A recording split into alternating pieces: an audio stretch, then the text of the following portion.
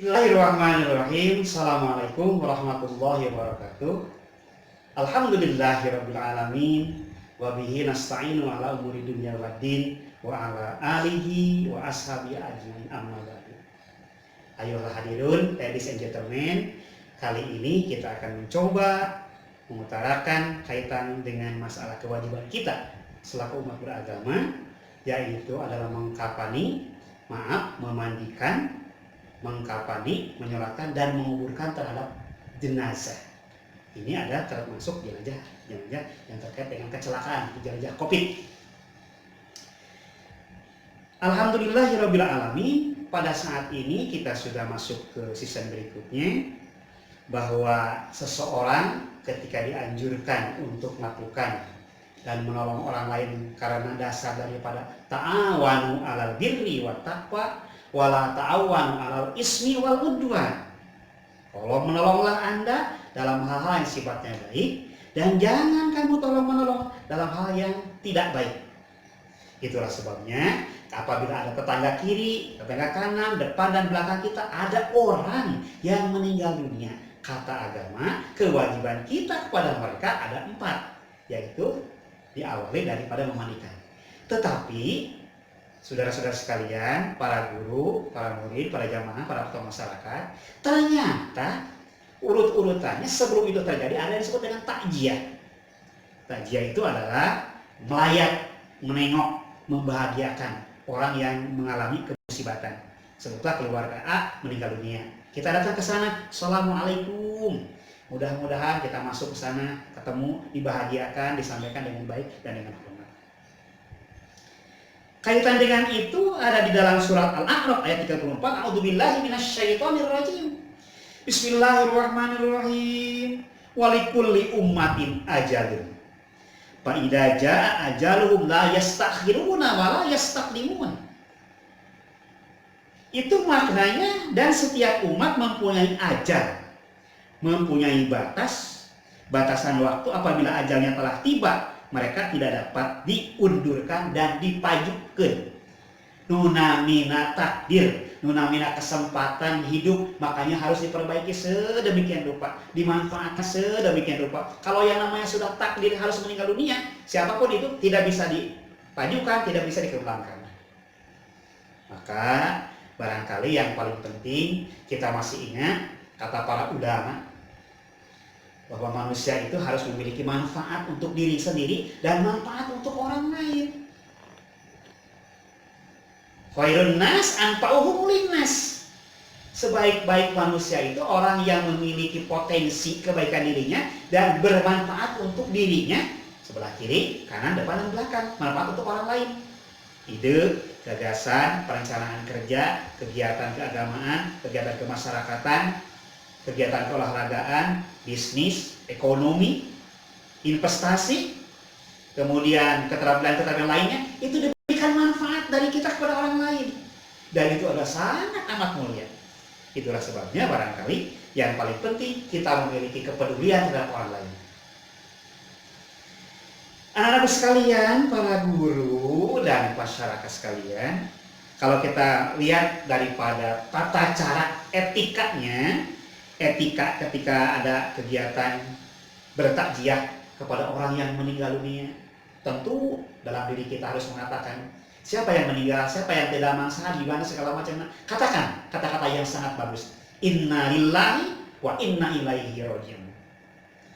Etikanya pertama menyampaikan salam dan doa untuk ampunan terhadap orang tersebut. Orang Sunda mengatakan minimal basa-basi assalamualaikum, sahadu tidak mana kunaon di mana segala tanyakan seperti itu. Jangan membuat suasana yang tidak baik. Jangan membuat suasana yang tidak menyegarkan, jangan membuat suasana yang tidak mendukung kepada kegiatan kesedihan orang lain.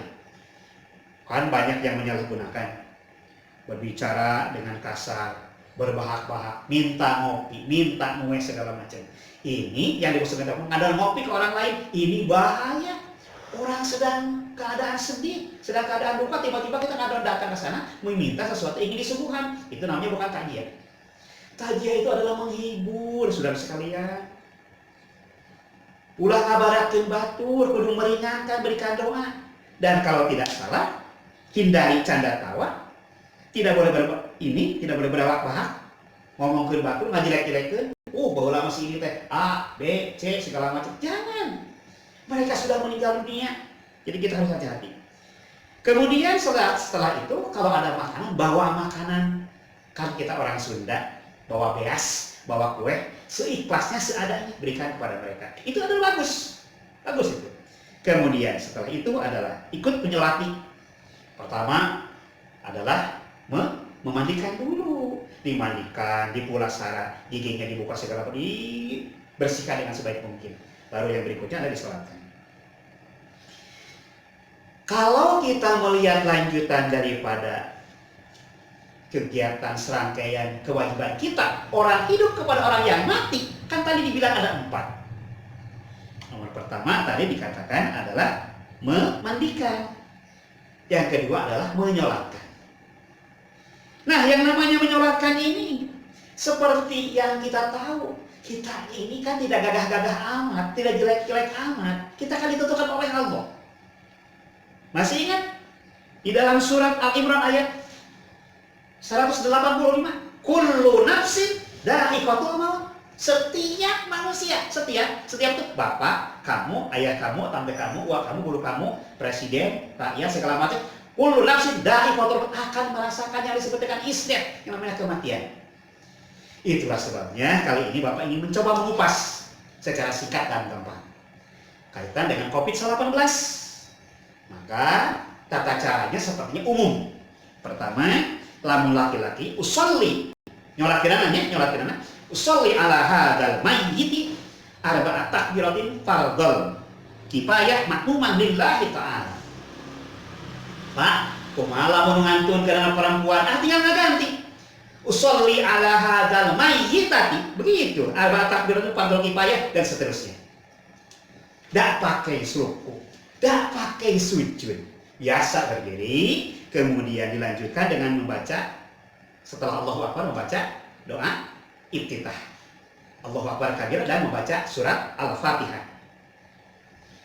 Takbir yang kedua membaca sholawat, Allahumma sholli ala sayyidina Muhammad wa ala ali sayyidina Muhammad. Pak yang takbir Allahumma sholli ala Muhammad boleh? Boleh.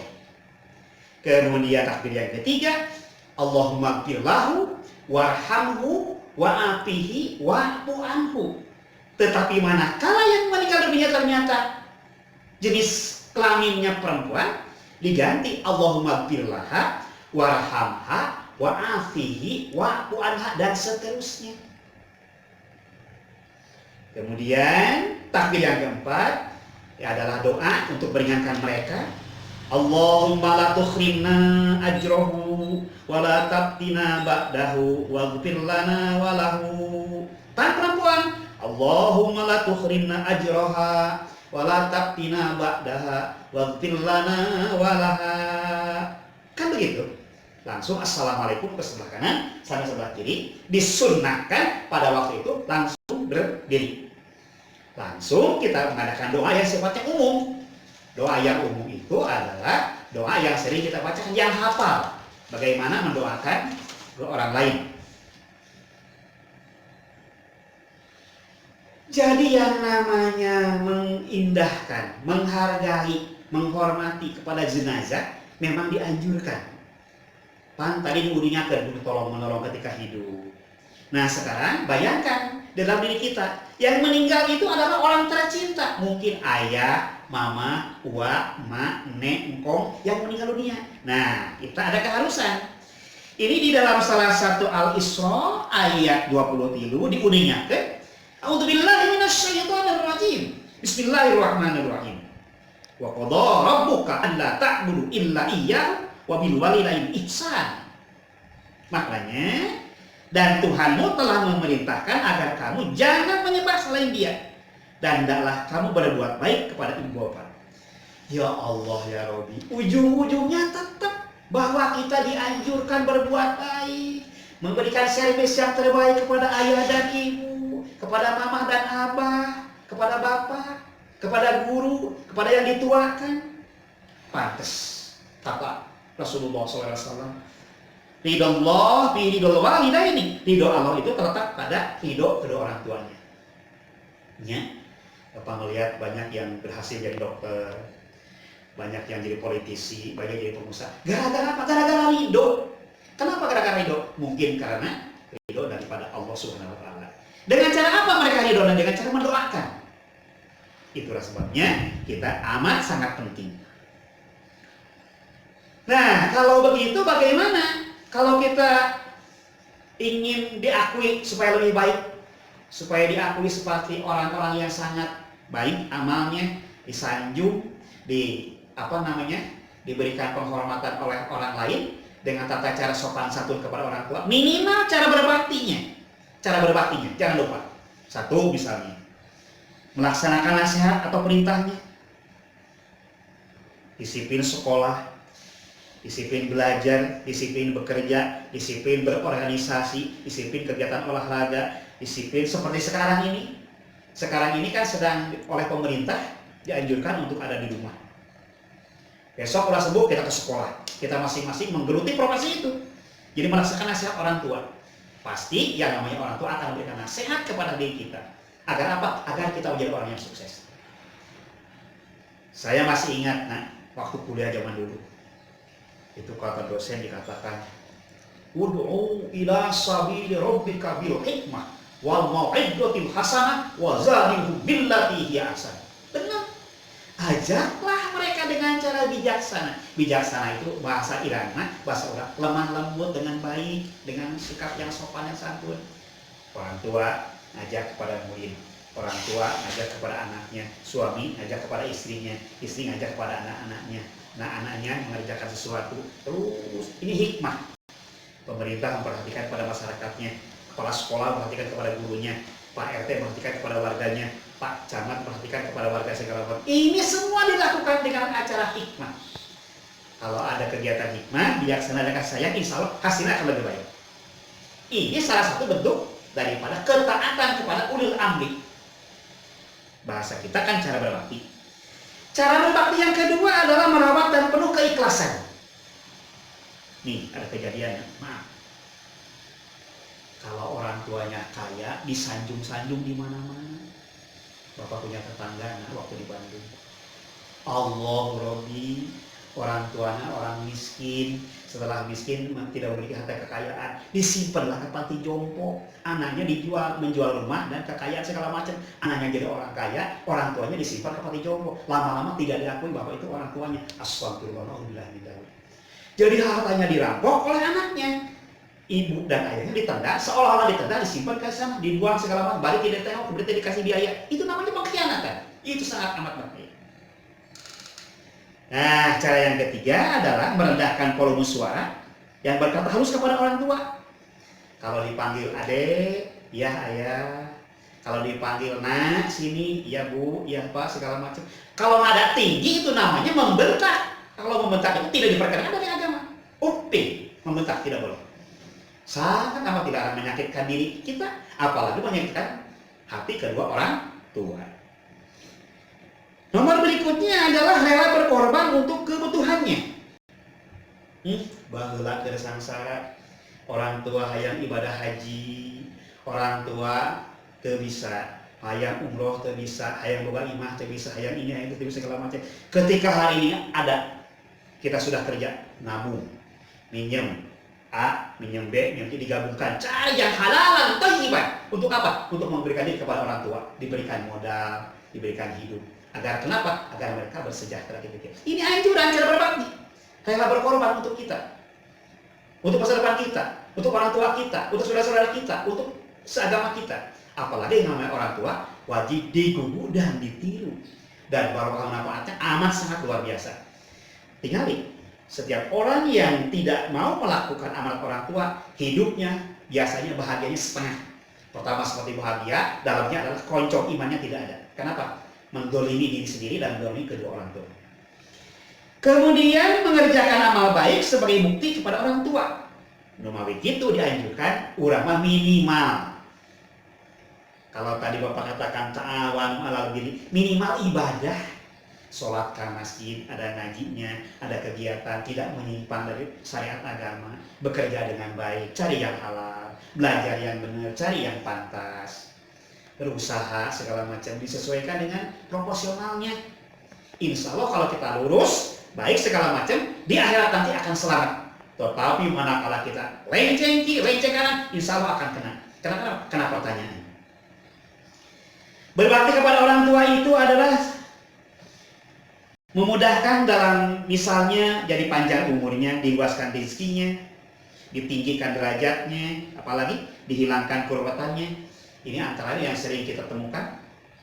Itulah sebabnya tadi Bapak dikatakan wabil walidaini ihsanan itu adalah dan berbuat baiklah kepada kedua orang tua itu. Sepertinya banyak cara sih sekarang.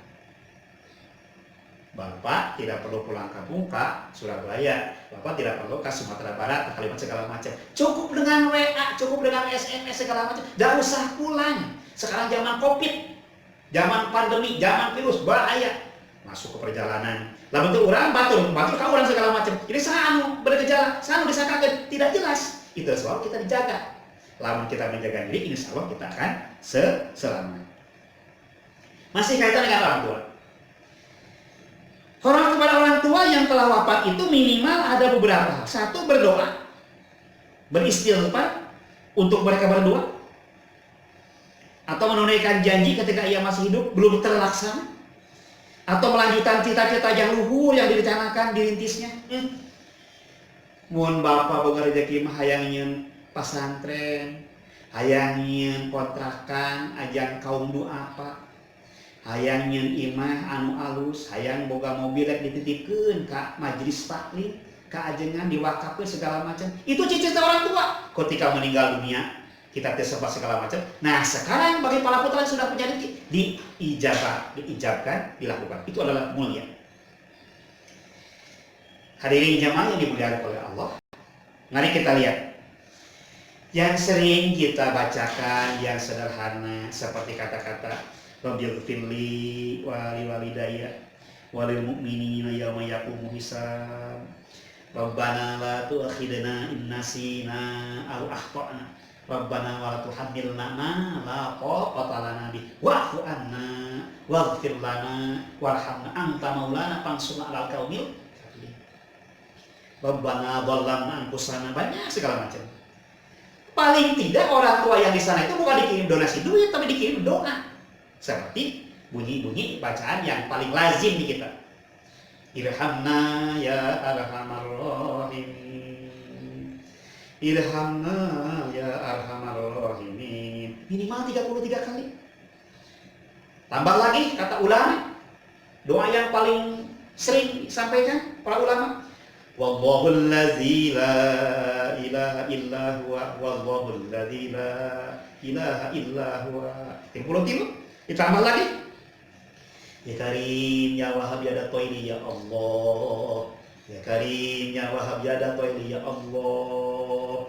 Diakhiri dengan subhanallah wa bihamdihi subhanallahil azim. Subhanallah wa bihamdihi subhanallahil azim. Ini salah satu contoh, salah satu bentuk doa yang sering kita sampaikan, yang paling gampil, paling gampang dicerna, baik oleh anak, oleh kita, oleh remaja, oleh siapapun. Itu sudah lama gampang. Masalahnya implementasi pelaksanaan yang sulit. Tapi kata Pak Dadang, tidak ada yang sulit, semua gampang, semua mudah, asal kita yang penting mau melakukan kegiatan itu. Bukankah tadi dikatakan berdoa itu adalah merupakan umul, merupakan indungna, merupakan ibadah yang diutamakan. Jadi mendoakan orang tua itu adalah mulia, baik, barokah kepada kita. Insya Allah kita akan hebat. Saudara sekalian yang kita cintai, pada saat ini saya agak sedikit kaget, ternyata di dalam Al-Baqarah 155 itu ada cobaan berat bagi manusia, cobaan yang menegangkan, atau yang menegangkan dalam kebenaran itu dicoba minimal ada 5 katanya. Saya kutip di dalam tafsir ada di sana, tadi saya baca, A'udzubillahi minasyaitonirrajim. Bismillahirrahmanirrahim. Wala nabluwannakum bisyai'in minal khawf wal ju' wa naqsim minal amwal wal anfus wasyamarat wabasyiris sabirin. Maknanya, dan sungguh akan kami berikan cobaan kepadamu, kepada Anda, kepada orang tuamu, kepada tetanggamu, kepada kiri, kanan, depan, dan belakang. Dengan sedikit ketakutan menguji kamu, dan sedikit ketakutan termasuk kelaparan, kekurangan harta, cobaan pada jiwa dan buah-buahan, dan berikanlah berita gembira kepada orang-orang yang sabar. Ini ujung-ujungnya akan diberikan berita gembira kepada orang yang sabar. Orang sabar di mana-mana akan selamat. Ya Allah, kalau kita rinci, saya tidak akan rinci banyak. Saya katakan tadi ada 5. Padahal tadi umumnya kan ada 5. Biji. Setidaknya Allah menguji kita dengan 5 macam. Itu tadi penjelasan daripada Al-Baqarah. Pertama adalah wala nabluwannakum bisyai'in minal khawf. Minal khawf itu ketakutan, kekhawatiran, sieun, takut miskin, suudon terhadap orang lain. Fitnah kiri, fitnah kanan, sikut kiri, sikut kanan, segala macam. Gara-gara apa? Gara-gara imannya yang kurang kuat. Tetapi manakala kita memiliki kesabaran, memiliki konsep hidup yang jelas, insya Allah kita akan selamat dengan baik. Ujian yang kedua adalah walju'. Kita akan diberikan sedikit kelaparan. Sekarang dilatih imtihannya. Namanya bulan Ramadan, bulan puasa. Nahan lapar, nahan minum, nahan pembicaraan, nahan emosi segala. Semuanya diarahkan untuk lebih baik dan lebih mulia. Bukankah orang beriman itu sering disampaikan memiliki derajat yang paling tinggi?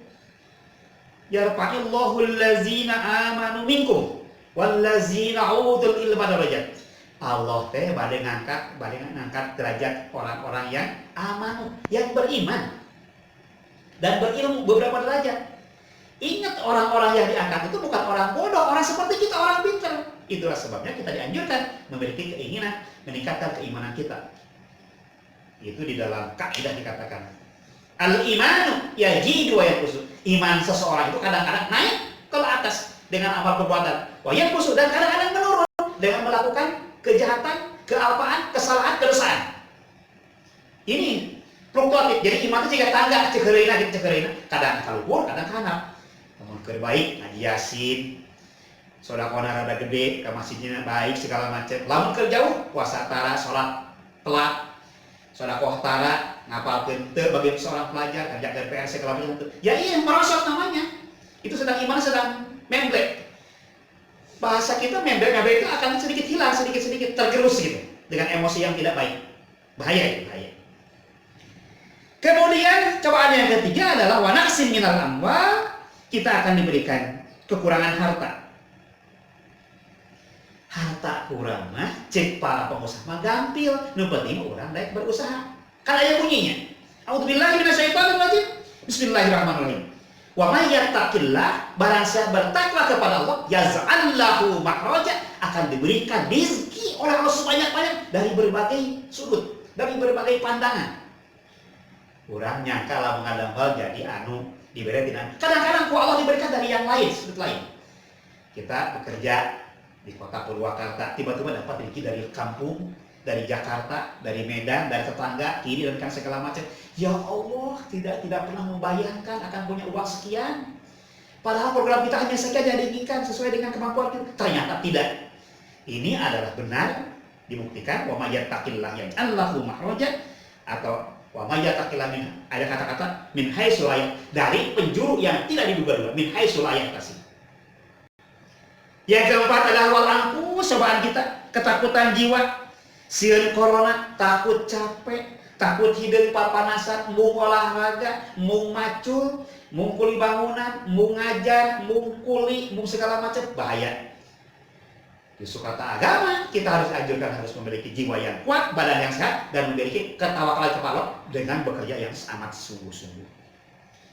Nomor terakhir, nomor kelima, wasyamarat.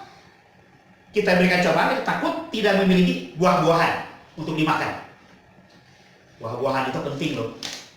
Orang tidak akan sehat, orang tidak akan sempurna otot dan segala macamnya kalau tidak makan vitamin, tidak makan buah, hanya nasi wungkul. Tidak mungkin, harus ada sayur mayur termasuk buah-buahan. Di buah-buahan itu Allah diberikan ke orang Indonesia, ke orang Cimahi, ke orang Purwakarta sebanyak-banyaknya.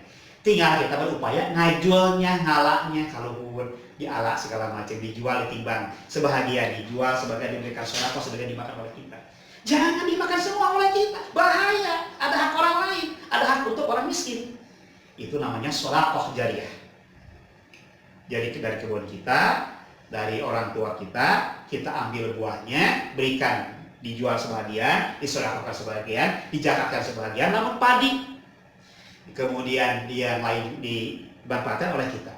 Terutama yang namanya sedekah itu amat sangat penting.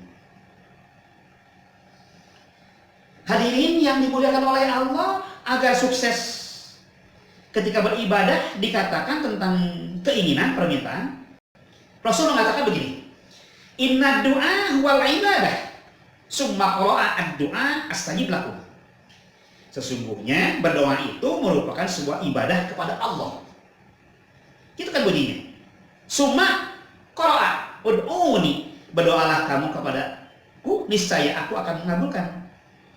Hadis lain mengatakan, walaisa sayun akramu 'ala Allah minad du'a. Tidak satupun yang lebih dihargai oleh Allah selain mengangkatkan tangan, memohon kepada Allah dengan cara meminta, namanya berdoa. Ini ada yang lain seperti Al-Baqarah 186, A'udzubillahi minasyaitonirrajim. Ujibu da'watad da'i idza da'ani. Aku akan mengabulkan permohonan dari orang yang berdoa, yang meminta jika ia berdoa kepadaku. Jangan minta ke kuburan. Jangan sesat. Jangan berpikir kacau. Jangan minta ke pejabat tertentu. Minta hanya kepada Allah. Allah lah tempat diminta. Allah lah yang akan mengabulkan kepada kita. Jangan sesat. Kalau kita sesat, ini akan menjadi bahaya, akan namanya distorsi keagamaan, menyeleweng. Kenapa menyeleweng akidah? Ini akan membahayakan, akan melumpuhkan akidah kita. Itu sebabnya kita lanjutkan tetap hanya minta kepada Allah Subhanahu wa Ta'ala. Baik, kita lanjutkan tentang permohonan kita kepada Allah Subhanahu wa Ta'ala dengan ucapan-ucapan doa. Anak-anak sekalian, hadirin Bapak dan Ibu yang Bapak cintai, terkait dengan masalah doa, kaitannya dengan sholawat. Saya masih ingat di dalam salah satu ayat dikatakan dalam Al-Ahzab ayat 56. A'udzubillahi minasyaitonirrajim. Bismillahirrahmanirrahim. Innallaha wa malaikatahu yusholluna 'alan nabi. Ya ayyuhalladzina amanu shallu 'alaihi wa sallimu taslima. Sesungguhnya Allah itu dan para malaikatnya bersolawat untuk Nabi. Wahai orang-orang yang beriman, bersolawatlah kamu untuk Nabi dan ucapkanlah salam dengan penghormatan kepadanya. Hadirin jamaah yang dimuliakan oleh Allah, menurut salah salios tafsir Al-Quran yang diterbitkan oleh Departemen Agama, bersolawat memiliki makna kalau dari Allah berarti memberi rahmat, kebahagiaan. Memberi rahmat dari malaikat berarti memintakan ampunan untuk kita, dan kalau dari orang-orang yang mukmin berarti berdoa supaya diberi rahmat. Seperti dengan perkataan Allahumma sholli ala sayyidina Muhammad. Yang tampil Allahumma sholli ala Muhammad. Benar dua boleh, silakan pilih. Yang paling penting ada sholawatnya. Nah, sholawat yang paling digemari oleh anak-anak minimal ada seperti begini, seperti yang kita sudah tahu. Astaghfirullah Rabbal baraya, astaghfirullah minal khotoya, Rabbi zidni ilman nafi'a wa wafiqni amalan makbula wa wahabli rizqan wasi'a wa tub alayya taubatan nasuha wa tub alayya taubatan nasuha. supaya kita lebih yakin. Kita pakai terjemahan keinginan kita. Allah ya Rabbi, ya Tuhan kami, ampunilah dosa-dosa kami, dosa pribadi dan murid kami, dosa pribadi dan murid kami. Allah ya Rahman, Allah ya Rahim, Maha Pengasih, tidak pilih kasih, Maha Penyayang, tak pandang sayang, Maha Penyayang, tak pandang sayang. Kami bersyukur atas nikmat-Mu, Engkau berikan seumur hidupku, tak pernah sirna, tak jemu-jemu, tak pernah sirna, tak jemu-jemu. Kita akhiri permintaannya. Marilah kawan, tanamkan iman, kabulkanlah doa-doa kami, dari pribadi, dari kami semua. Doa pribadi dari kami semua. Sebenarnya anak-anak sekalian, yang namanya sholawat itu banyak sekali. Tidak seperti pada ada, tidak. Tapi ini yang lazim sering disampaikan oleh anak seperti itu. Jadi penting itu sholawat. Kembali ke masalah doa. Bagaimana sih supaya doa kita dikabulkan? Tentu ada beberapa persyaratan. Kita harus pahami dulu syaratnya. Minimal ada sekian. 1, harus memiliki jiwa yang ikhlas. Ikhlas dilakukan hanya kepada Allah. Tidak disertai riya, pujian ingin dilihat orang lain. Kemudian sum'ah, ingin didengar. Pura-pura atau mencari keuntungan duniawi. Doa dilakukan untuk mengharap pahala dan keridhaan Allah Subhanahu wa taala. Jadi harus betul-betul ikhlas. Mengharap pujian, teriaknya segala macam, ditarik ke segala macam, biar kadangnya dikatakan segala macam. Itu namanya tidak ikhlas. Pujian, amalnya untuk orang lain, bukan untuk Allah, bukan untuk diri kita. Innamal a'malu binniyat. Segala sesuatu tergantung kepada niat seseorang. Anu namina ikhlas mah tidak tingkat dalam iman seseorang. Kepujian banyak, ingin kepujian, ingin katangan orang lain. Iya. Yang kedua adalah syaratnya adalah saat berdoa itu mutaba'ah. Mutaba'ah itu adalah dilakukan sesuai dengan yang dicontohkan oleh Rasulullah Shallallahu Alaihi Wasallam.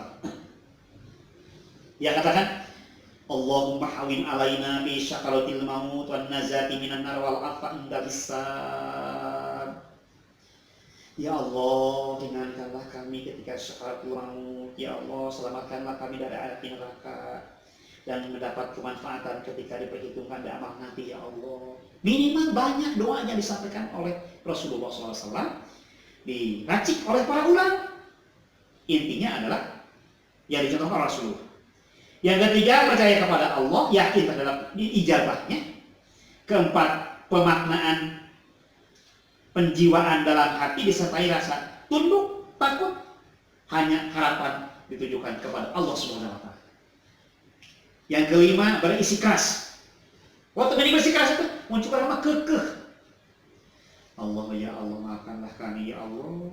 Kami memang salah ya Allah, kami memang lemah, kami memang tidak mampu. Tapi dengan izin-Mu ya Allah, kabulkanlah keinginan kami ya Allah. Bari ngampahkeun sajadah niatan sholat malam.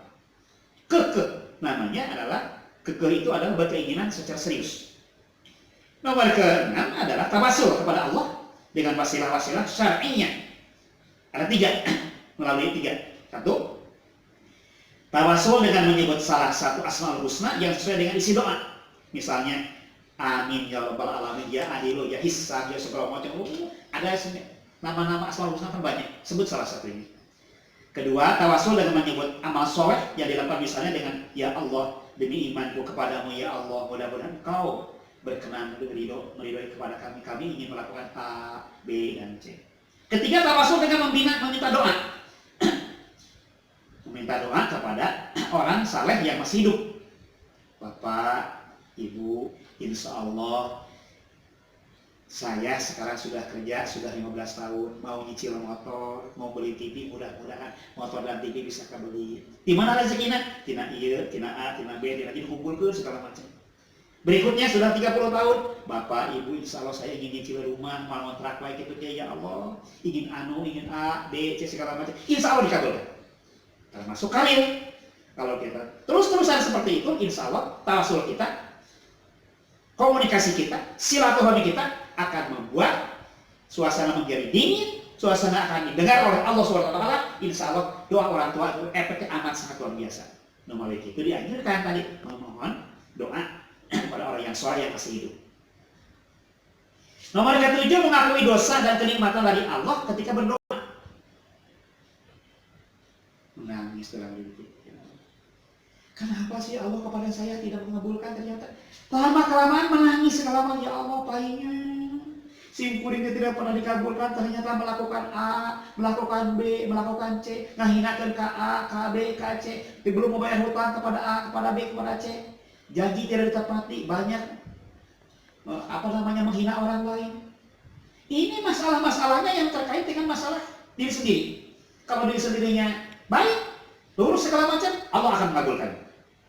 Nomor ke-8, syaratnya tidak memaksakan diri membuat doa, dipuitiskan, diteriak-teriakin. Ya Allah, kabulkan ini. Jangan seperti itu anak kecil. Apa anak kecil?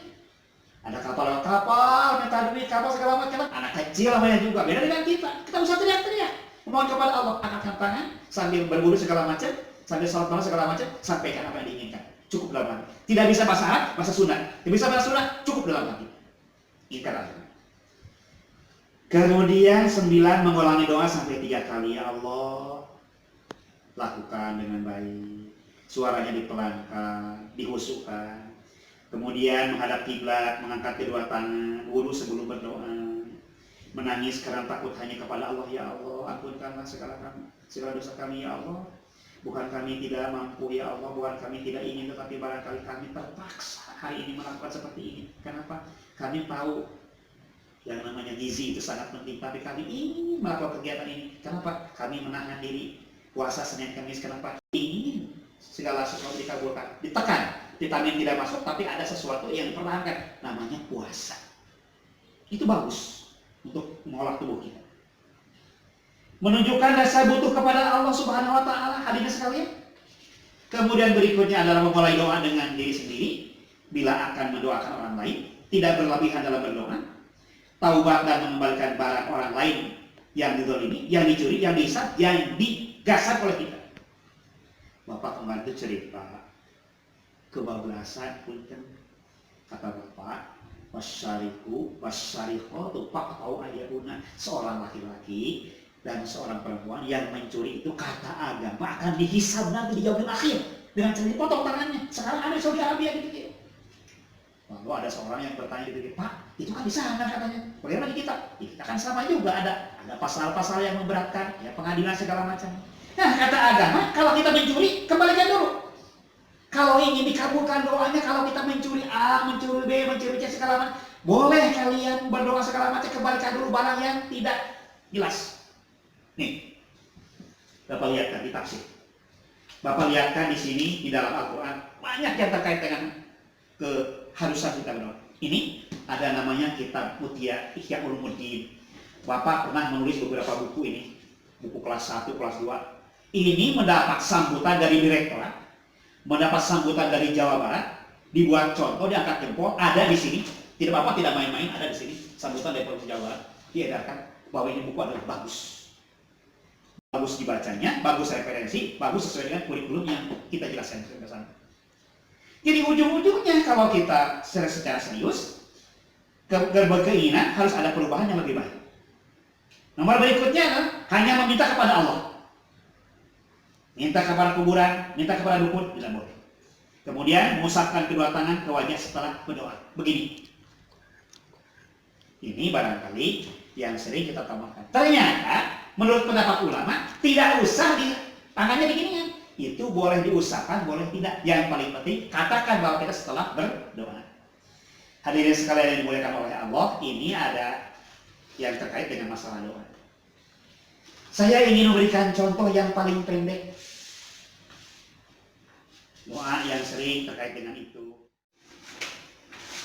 Baik, kita lanjutkan. Yang paling penting juga ada kata-kata ketika kita akan menghadapi kematian. Ada bahasa yang lazim kita sebutkan. Antara lain permohonan harus berulang-ulang.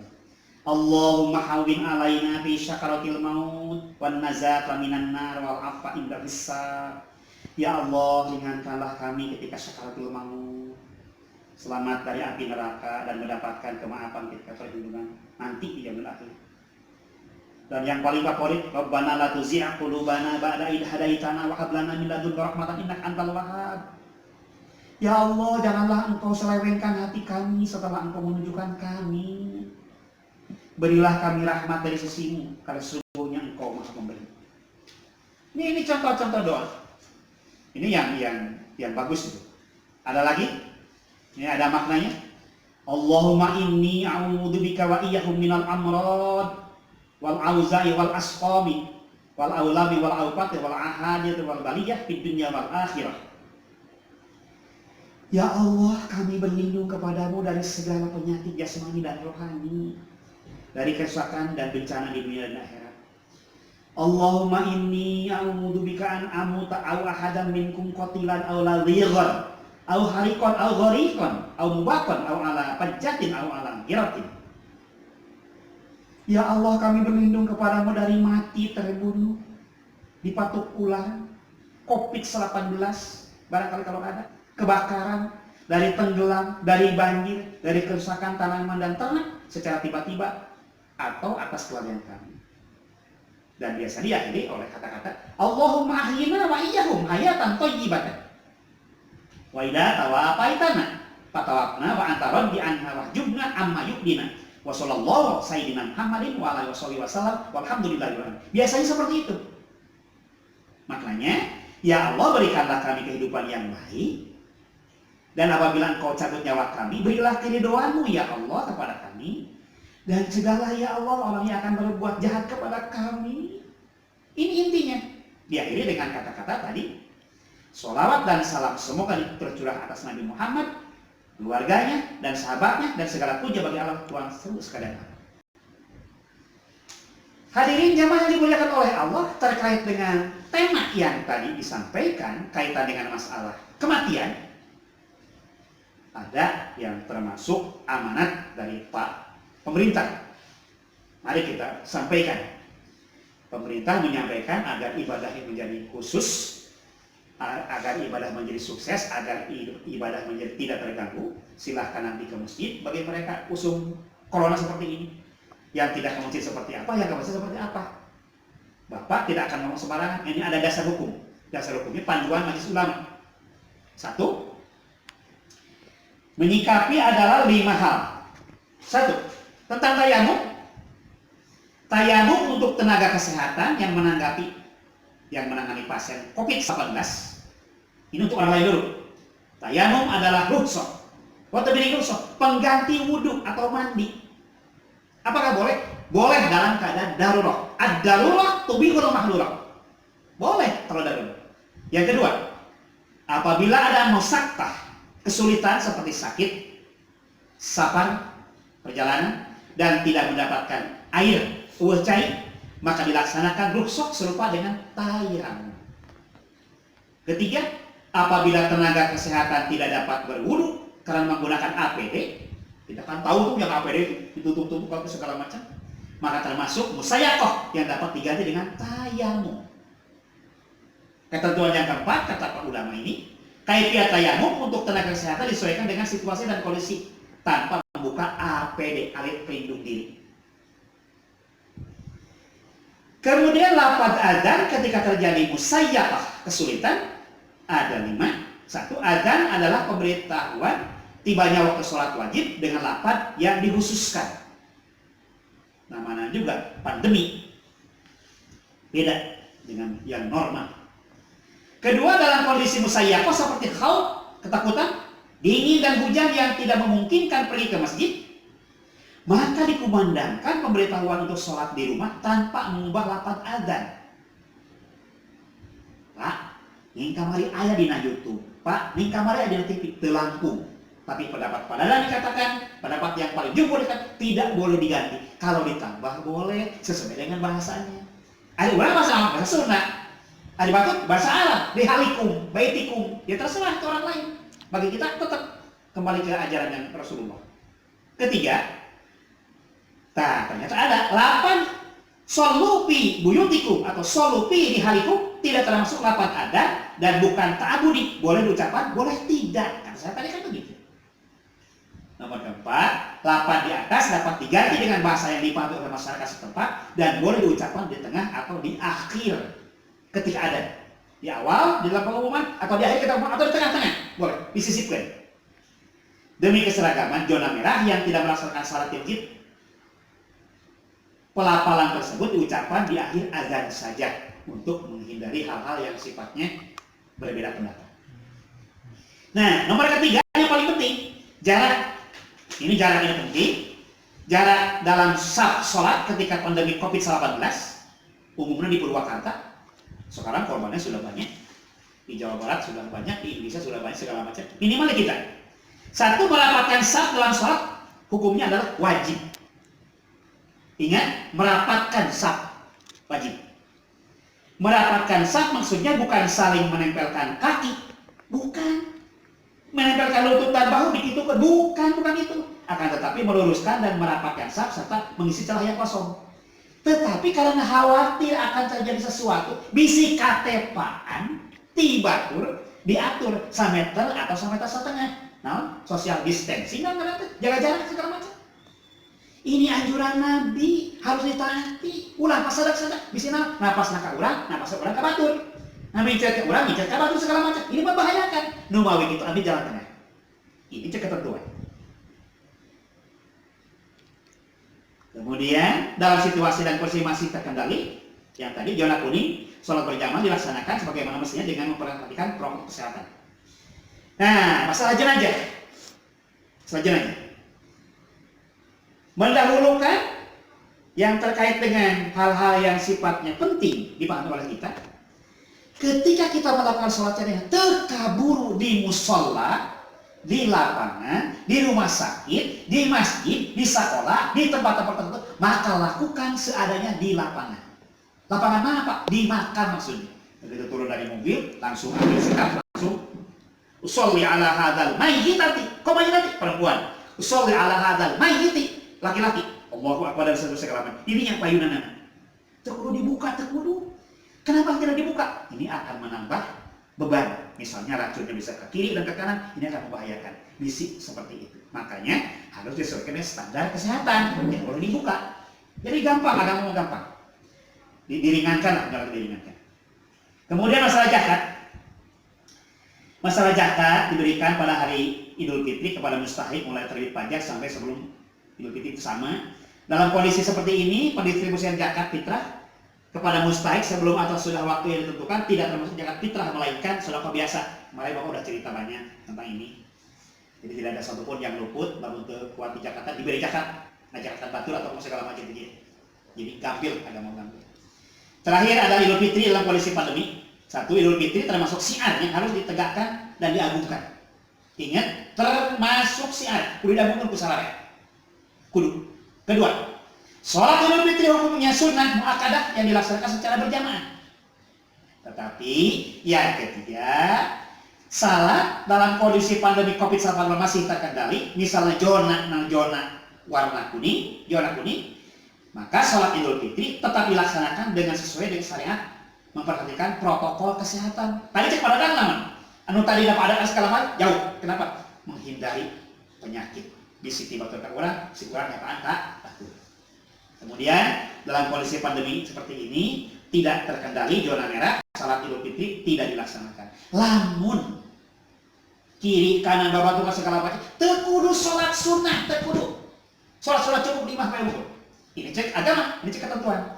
Kenapa? Namun zona merah membahayakan diri kita dan membahayakan anak kita, saudara kita, tante kita, om kita, engkong kita, bahkan tetangga kita akan membahayakan. Jangan sholat. Ini akan membahayakan. Ini katanya lebih utama mengamankan diri. Makanya sekarang, namanya social distancing istilahnya. Pokoknya jaga aman, jaga jarak di bumi, di rumah saja, jangan kemana-mana. Itu lebih utama, lebih afdol. Allah itu maha segalanya. Allah akan mengampuni, Allah akan memahami. Kenapa kita tidak berangkat ke sana? Insya Allah padilahnya sama. Sebab niatnya kita niatkan dulu ya. Himbauan sudah sekalian kepada ibu, bapak guru, pada masyarakat, pada para siswa. Mari kita camkan kata-kata yang tadi. Ayat Al-Quran yang terkait dengan masalah kematian, masalah musibah.